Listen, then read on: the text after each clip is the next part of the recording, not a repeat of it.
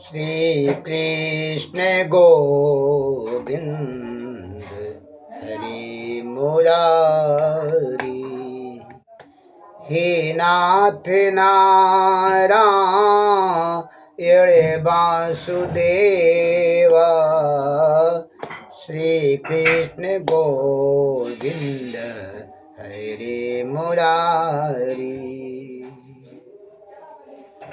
आए चलते हैं श्रीमद् भागवत महापुराण में व्यास ज्ञान सरलता के माध्यम से। कल आपको बताई गई इंद्र के गुरु विश्वरूप इंद्र को नारायण कवच का उपदेश दिए और इंद्र ने नारायण कवच के माध्यम से असुरों पे विजय प्राप्त किया। वही इंद्र विजय प्राप्त करने के बाद अपने गुरु विश्वरूप का वध करते हैं और वध करने के बाद वृत्तासुर द्वारा देवताओं की पराजय होती है। अब क्यों वध करते हैं?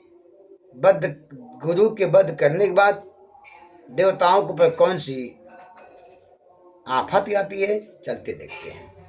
कथम प्रवेश करने से पहले एक बेर संकीर्तन।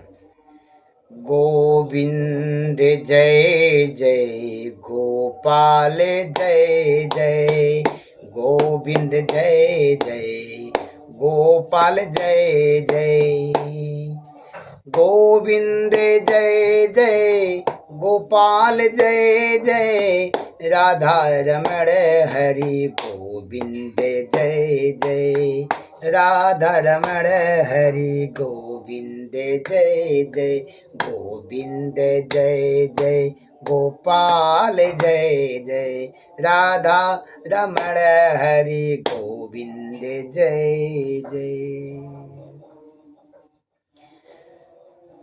तो हम लोग इंद्र द्वारा विश्वरूप का वध और वृत्तासुर द्वारा देवताओं की पराजय। तस्यासना विश्वरूपस्य शिरांसि त्रीणि भारत, असोम पीतम सुरापि मन्यादमेति सुषमः। सुखदेव जी ने कहा विश्वरूप के 3 सिर थे। विश्वरूप के कितने सिर थे? 3 सिर थे। वे एक से सोम रस पान, दूसरे से मदिरा पान और तीसरे सिर से अन्न खाते थे। क्या थे? गुरु थे। क्या थे? गुरु थे। और क्या करते थे? एक सिर से सोम पान, एक सिर से मदिरा पान, एक सिर से अन्न खाते थे। विश्वरूप का मातृगृह ननिहाल राक्षसों के कुल में था। समझ में आ रहा है? राक्षसों के कुल में था विश्वरूप का ननिहाल, यानी कि इनकी माँ कौन थी? राक्षस की पुत्री थी।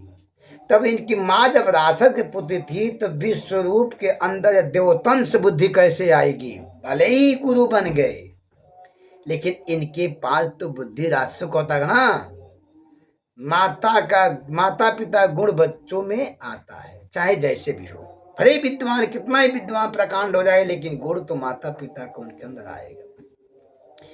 इसलिए उनसे भी स्नेह रखते थे। इसलिए वह राक्षसों से भी स्नेह रखते थे और देवताओं से भी स्नेह, क्योंकि देवताओं के तो गुरु हो गए थे। वे राक्षसों से भी निष्ठा रखते थे और देवताओं से भी रिष्ट थे। हसप फुलाओ ठठावो गाला दोनों काम नहीं हो सकता है। वे यज्ञ में दैत्यों की भी आहुति देते थे और देवताओं की। ऊंचे स्वर में मंत्र बोलकर देवताओं को भाग तथा माता के स्नेहबद्ध देवताओं का दैत्यों का भी भाग दिया करते थे। चोरी छिपे दैत्यों की आहुति देने की बात इंद्र को अच्छी नहीं लगी। इंद्र ने क्रुद्ध होकर उनके 3 मस्तक काट दिए। जब गुरु व्यभिचारी हो जाएगा, गुरु दुष्ट हो जाएगा, गुरु पाखंडी हो जाएगा, गुरु निर्दयी हो जाएगा, गुरु चोर हो जाएगा, गुरु लंपट हो जाएगा, गुरु मांसाहारी हो जाएगा, तो उसका स्थान गुरु का रह ही नहीं जाएगा।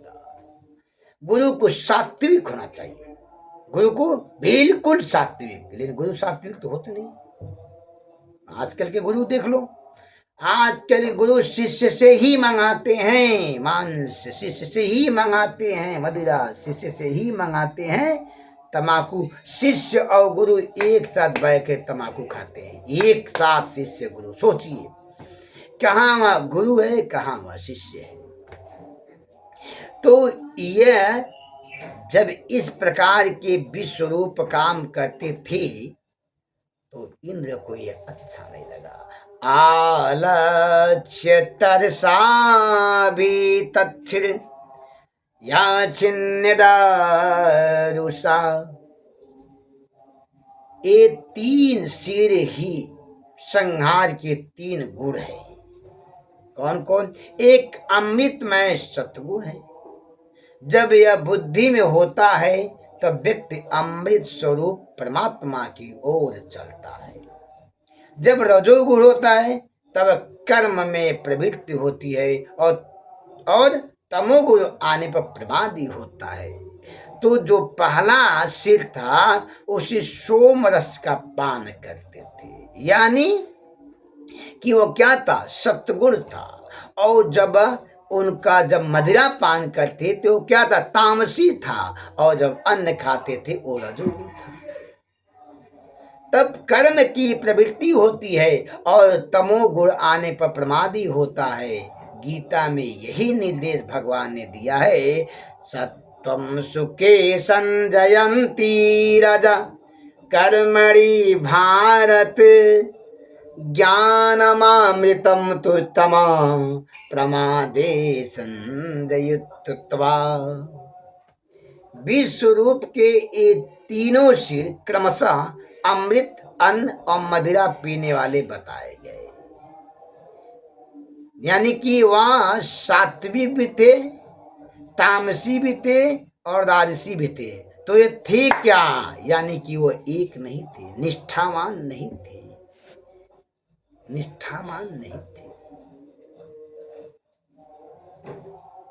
विश्वरूप का सोम रस पीने वाला सिर पपीहा, सूरा पान करने वाला गौरैया और अन्न खाने वाला तीतर हो गया।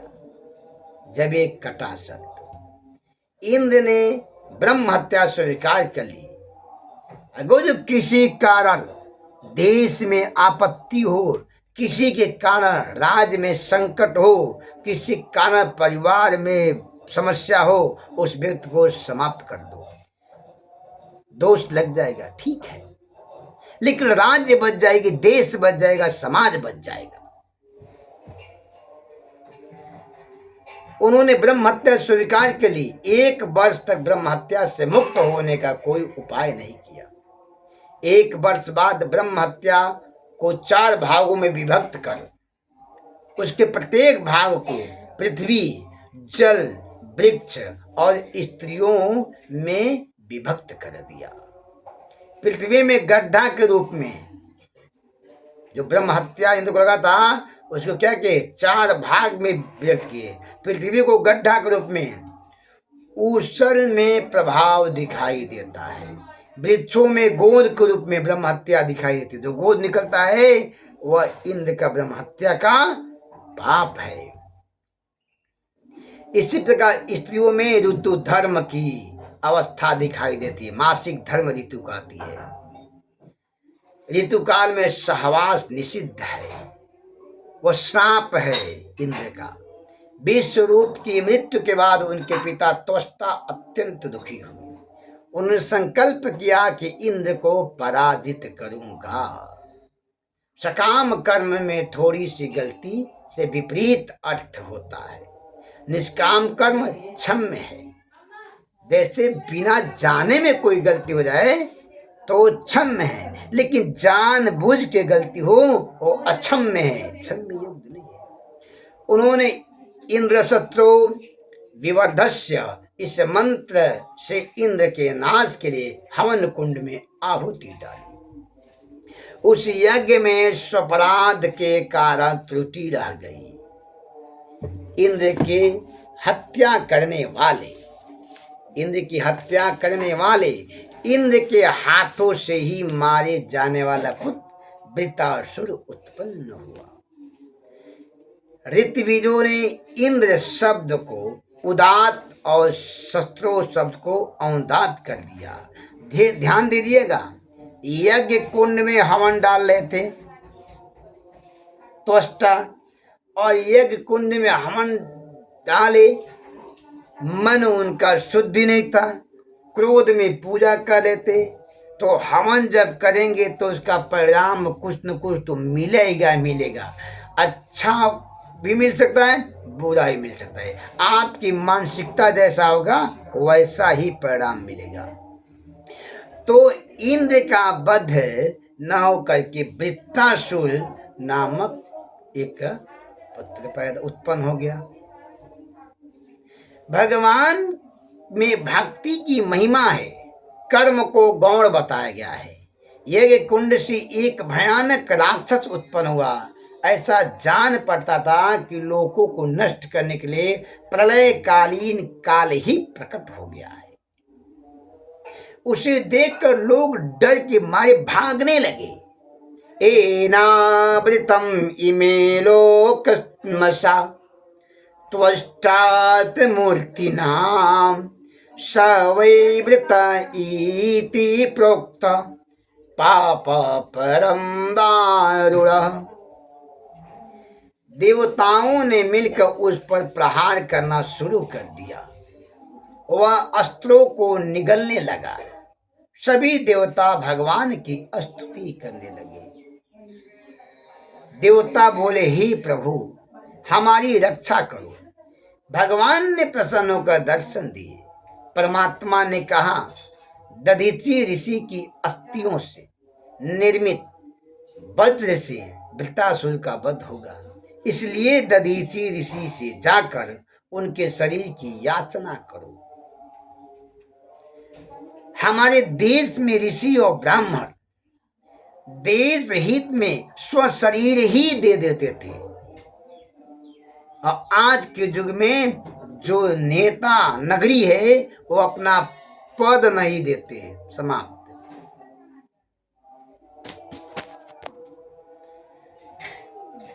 दधीचि ब्रह्म ज्ञानी है। उन्होंने अश्विनी कुमारों को अश्वशिर से इस ब्रह्म विद्या का उपदेश दिया था। इसी कारण ब्रह्म का दूसरा नाम अश्वशिर पड़ा। इससे अश्विनी कुमार जीवन मुक्त हो गए। भगवान बोले, मैंने ही दधीच ऋषि को नारायण कवच का उपदेश दिया। दधीच ने त्वष्टा को, और त्वष्टा ने विश्वरूप को, अब विश्वरूप ने तुम्हें उपदेश दिया। इंद्र को भगवान ने समझाया। वे धर्मज्ञ हैं। अश्विनी कुमार उनके प्रिय शिष्य हैं।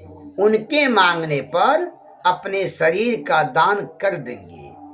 दधीच जी की शरीर मांगने के लिए तमाम देवता भी गए, लेकिन भगवान बताए, विष्णु भगवान, कि किसके मांगने पर दधीच जी अपना शरीर देंगे। आज के भी डेट में है, देख लो। किसी सामान की आवश्यकता होती है या किसी से कोई बात कहनी होती है तो गांव में तय होता है कि किसके कहने पे काम होगा, क्यों होगा। इससे बहुत घबराना नहीं चाहिए कि हमारी बात वो नहीं माने और उनकी बात मान गए। इस बात को लेकर चिंता नहीं करना चाहिए। ये सनातन धर्म से चला आ रहा है। सबसे सबका नहीं जमता। अगर आपको किसी से अपनी बात मनवानी है तो उसके हिसाब से आपको रहना पड़ेगा, तब तो आपकी बात तो मानेगा।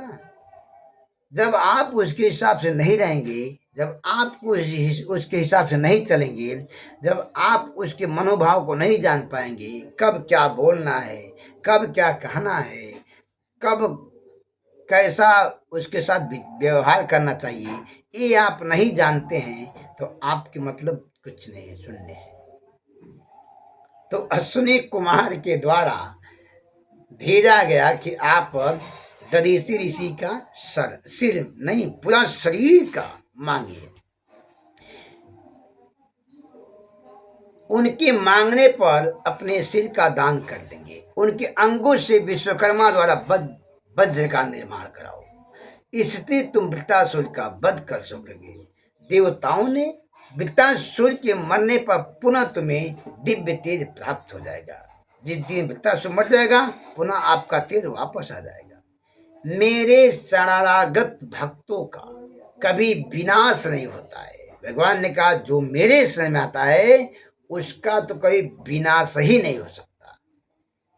ये मेरा प्रदान है। कौन्तेय प्रजेति जनाहि नामे भक्ता प्रणश्यति। गीता में कहा है 9वें अध्याय के 31वें श्लोक का है कि भगवान ने बताया कौन्तेय से, अर्जुन से कह रहे हैं कि हे अर्जुन, जो मेरे शरण में आता है उसको अब मैं अभय कर देता हूँ। उसे जीवन में किसी प्रकार की दुख ही नहीं होता है। लेकिन वह मेरे शरण में आए तब तो वो मेरे शरण में आता ही नहीं है। वो तो जनता की दरबारी करता है, वो जनता दरबार में जाता है। एक बार मेरे शरण में आके देखे उसे कोई समस्या ही नहीं रह जाती। भगवान ने इस तरीका से इंद्र को समझा करके, सारी योजना बता करके, उनके हिसाब से कार्य की सारी क्रिया बता करके अंतर ध्यान हो गए। बोले भागवत भगवान की जय। जय जय श्री राधे। अब हम लोग चलेंगे व्यास ज्ञान सरिता के माध्यम से। कल देवताओं द्वारा दधीसी ऋषि की अस्थियों से वज्र का निर्माण। जय श्री राधे। राधे राधे।